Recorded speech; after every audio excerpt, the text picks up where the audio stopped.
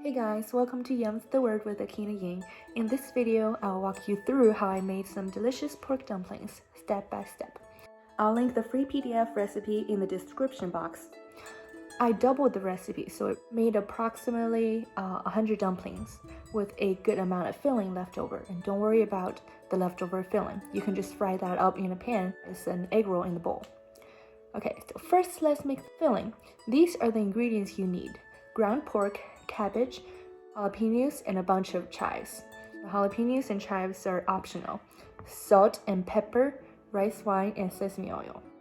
Mix 2 pounds of ground pork with 4 cups of cabbage and 2 jalapenos. I used the jalapenos to make it a bit spicy. I'm sure red pepper flakes will do the job also if you want a spicy kick to your dumplings. I also added a bunch of chives. Let me know, do you prefer your pork dumplings with chives or cabbage? If you prefer chives, leave me a comment and let me know where you get an abundance of chives for a fantastic price.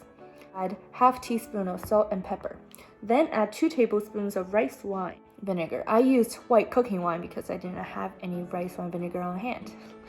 And a teaspoon of sesame oil. This gives the dumplings a delightful fragrance. Now chill the filling in the fridge for 30 minutes. This is the perfect time to make your wrappers. As you probably already know, making dumplings takes a lot of work if you're making them by hand like I did. The majority of the time is spent in making each wrapper and sealing the dumplings. There's a really neat gadget out there that actually cuts your dough into the proper size and also seals them. So if you'd rather save time, check out this gadget. I'll put a link to it in the description box. Let me know in the comments how you like it. Now we are going to make the dough for the wrappers. Attach the dough mixer to your KitchenAid. Add 4 cups of flour. Measure out 1 cup of water and pour in. Put the KitchenAid on low speed. If the dough is too dry, add more water. Be sure to add flour to your rolling surface to prevent sticking. Divide the dough into 4 equal portions. Grab one and roll it out into a 1-inch thick cylinder.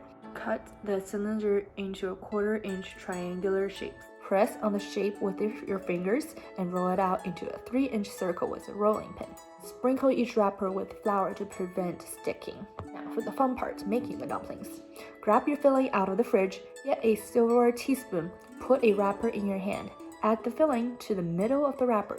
Make sure you don't have too much filling. Here's the rule of thumb. Fold the wrapper with the filling inside. If you can press your index finger on the filling and the wrapper just covers your finger, you've got the perfect amount of filling.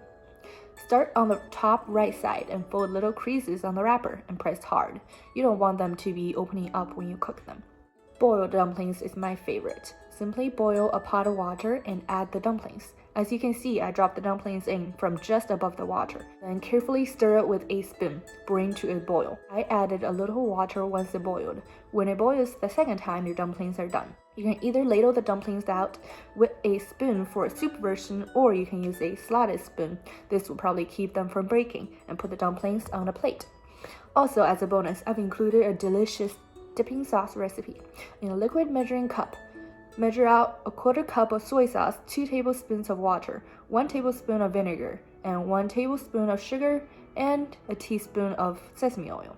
Sugar and sesame oil is optional, but I wouldn't skip it, especially not the sesame oil. It has a wonderful aroma.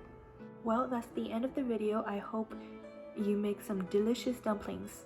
Don't forget the free PDFs in the description box. If you haven't already subscribed to my channel, please subscribe now. Be sure to press that bell icon so you'll be notified for my next video. Please give me a thumbs up if you enjoyed this video. Also, if you have any questions, comments, or concerns, please leave me a comment below and I'll try to address those. See you next time, 下次见!